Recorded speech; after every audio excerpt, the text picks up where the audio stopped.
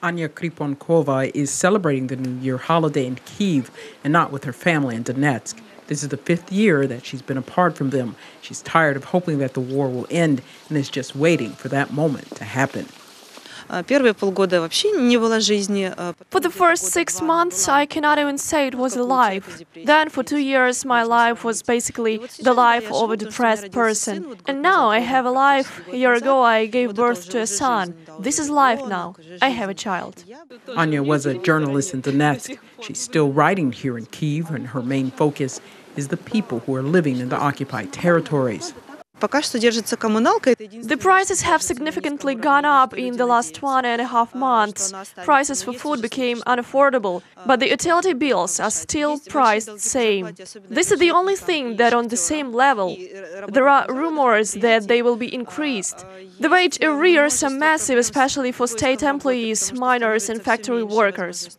The occupied territories are still closed to Ukrainian journalists. Still, more and more people express their dissatisfaction openly in Russian media and blogs. Because of the economic situation, people from the occupied Donbas often go to another unrecognized Russian-controlled area, Abkhazia, to pick mandarins because the wages, while still exceptionally low, are better than in Donbas. There is some local news, with the main stories being devoted to the uncontrolled increases in food prices.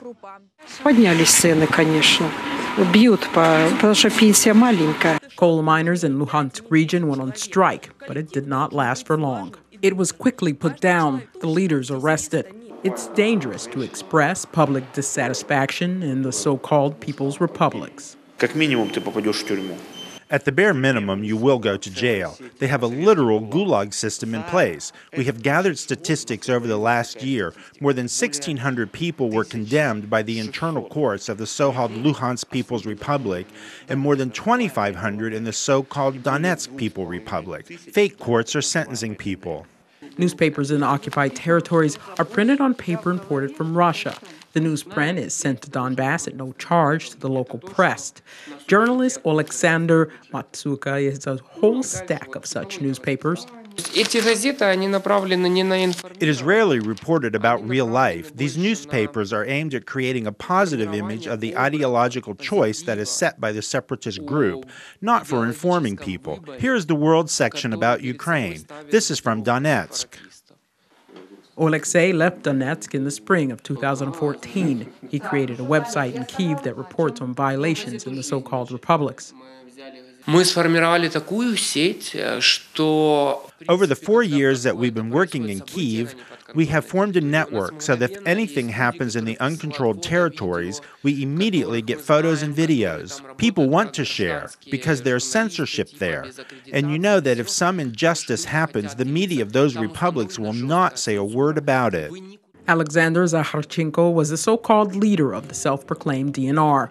The death of Zakharchenko was one of the most discussed events. He was killed in an explosion in the Separ restaurant. Afterwards, local warlords and businesses started redistributing power, and in November, the militants held illegal elections in the DNR and LNR. According to the Future Institute, the accession of power of new people only solidified the population's beliefs that these proxies have no real power and do not make any decisions, that they're just a tool in the Kremlin's hands.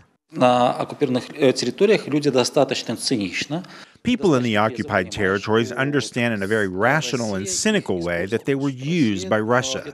It is a keynote in people's responses. Russia is pursuing their own agenda in Donbas. There are no illusions about the local pro-Russian militia. One of the most important events of the outgoing year happened at the UN. Ukraine managed to get a resolution passed regarding the militarization of Crimea and access to the Kerch Strait and Azov Sea. Yet a resolution on UN peacekeeping forces to occupy Donbas was vetoed by Russia, but it's expected that it will be reconsidered in the new year. Meanwhile, Russia continues to ignore these issues and maintains its path of repression. Reported by Yulia Bashko, UATV.